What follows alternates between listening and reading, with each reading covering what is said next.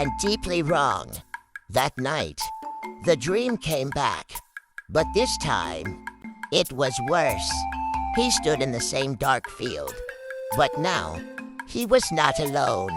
Multiple shadows surrounded him, moving, whispering, stretching unnaturally, and among them, he saw his own, but it no longer looked like him.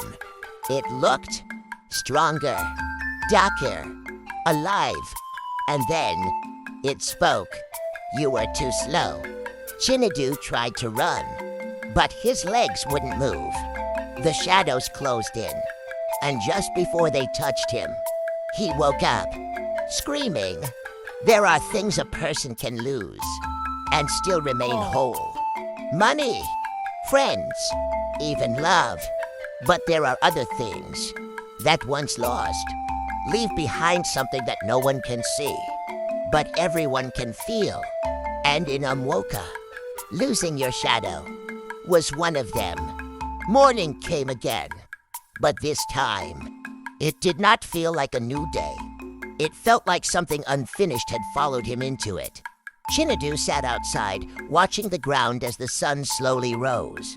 People passed by, greeting him, laughing, living, but he noticed something strange.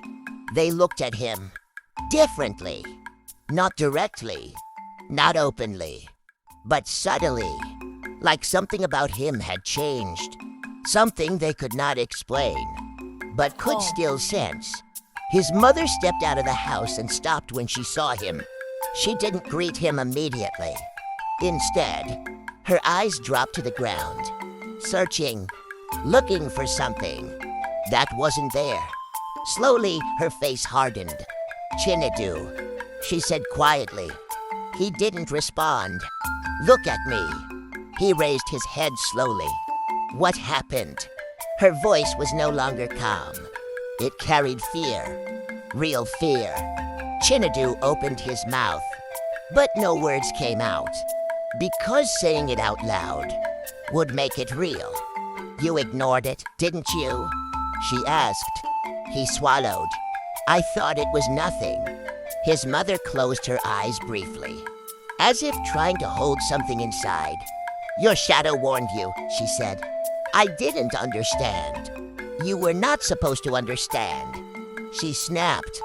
Her voice cut through the air. Sharp, unusual. His mother was not a woman who shouted. But this was different. When something tied to your spirit begins to behave strangely.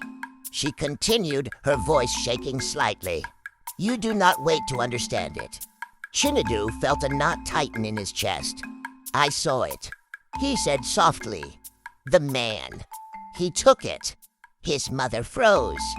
For a long moment, she didn't speak. Then slowly, "Describe him." "He was tall," Chinedu said, "wearing white, very clean, to clean. And did he smile?" She interrupted. Chinedu hesitated, then nodded. His mother stepped back, as if the answer had confirmed something she feared. "No," she whispered. Chinedu's voice trembled. "Mama, who is he?" She didn't answer immediately. Instead, she looked around, as if the air itself might be listening.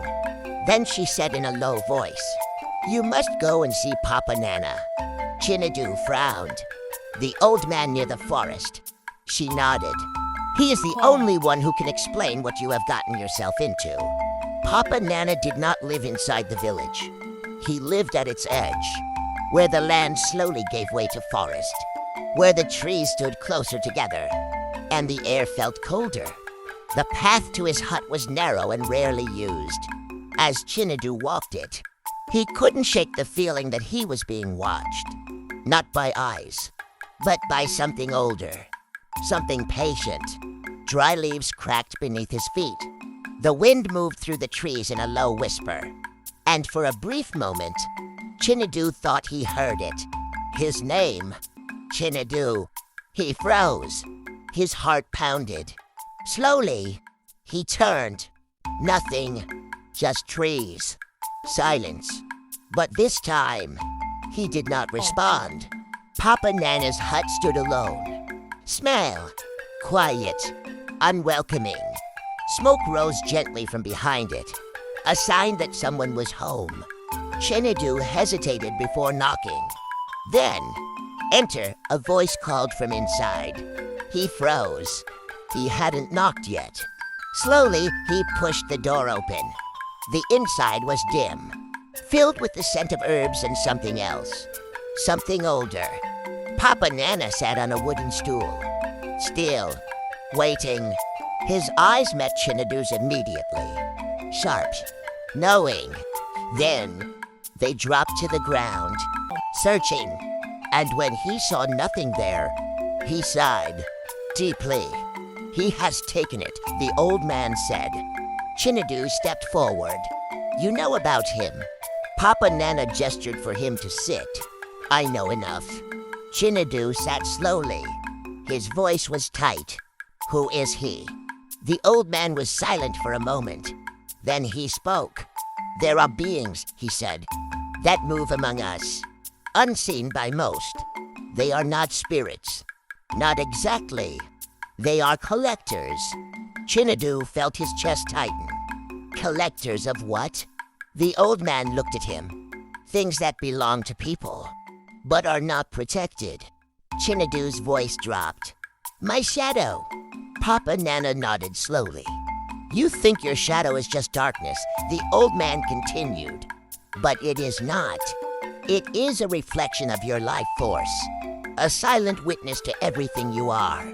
Chinadu listened, his breathing shallow. When your shadow begins to misbehave, the old man said, it means the bond between you is weakening. And when that bond breaks, it becomes free to choose. Chinadu's stomach dropped. Choose? Yes. The old man leaned forward slightly. It can choose to stay with you, or leave. Chinadu shook his head. Why would it leave me? Papa Nana studied him carefully. You tell me. The question hung in the air. Heavy, uncomfortable. Chinadu looked away, thinking, searching. What have you done recently? The old man continued. That made you ignore yourself. Chinadu frowned. I don't understand. Moments where you acted, but felt disconnected. Moments where your spirit and your actions did not align. Chinadu's mind began to race. The strange feeling at the stream. The unease. The way he ignored it. The warning from his mother. The fear he pushed aside. I ignored it. He whispered. The old man nodded. You ignored the warning your own spirit gave you. And something else. Noticed. Once a shadow begins to separate, Papa Nana said, it becomes visible to them, to the collectors. They are drawn to it. Because a shadow without a strong bond is easy to take. Chinadu felt a chill run through him, so he just took it. The old man shook his head. No, he offered it a choice. Chinadu's heart pounded, and it chose him. Silence. Heavy. Final. Yes. Chinadu's voice shook. What happens to me now? The old man leaned back slowly, his expression unreadable. You will live, but not fully. Chinadu's chest tightened. What does that mean? You will feel less joy, less connection, less of yourself. And over time, you may begin to forget who you are. A deep silence filled the room. Then Chinadu whispered, Can I get it back? Papa Nana did not answer immediately. Instead, he looked at Chinadu with something close to pity. Nothing taken by a collector is returned freely. Chinadu leaned forward. I'll do anything. The old man's gaze sharpened. Be careful what you offer. I mean it, Chinadu said, his voice desperate. I can't live like this. The old man studied him for a long moment. Then, there is a way. Hope flickered, but it comes with a cost. Chinadu didn't hesitate. I'll pay it." The old man's voice dropped to a whisper. "You must offer something of equal value." "Chine du froze," equal to my shadow. The old man nodded slowly. "And if I don't?" Chinadu asked. The answer came quietly. "Then your shadow will never remember you." As Chinadu stood to leave, something felt wrong. More wrong than before. The world outside looked the same, but it didn't feel the same. The colors seemed faded, the air heavier. And as he walked back toward the village, he passed a group of children playing. One of them looked up at him, then whispered to another, "Why does he look like that?" Chinadu stopped. "What did you say?" he asked. The child hesitated, then said softly, "You look incomplete." At first, the loss is small, barely noticeable. A moment of silence where laughter should be. A strange emptiness where emotion once lived. But over time, it grows. And in Umwoka, people say the most dangerous part of losing your shadow is not the moment it leaves. It is the moment you begin to forget that it was ever yours. The next morning, Chinadu woke up feeling lighter. Not in a good way. It wasn't relief. It was absence. As though something inside him had quietly slipped away during the night. He sat up slowly, rubbing his eyes. Usually, mornings came with thoughts, plans, worries, small excitements. But today, there was nothing. Just stillness. Empty stillness. He stepped outside. The sun was bright. Too bright. It hurt his eyes slightly. But what unsettled him wasn't the light. It was what followed it. Nothing. No shadow. Not even the faintest outline beneath his feet. For a long moment, he simply stood there, staring, waiting, hoping. But nothing changed. By midday, the whispers had begun. They didn't say it loudly. They never do.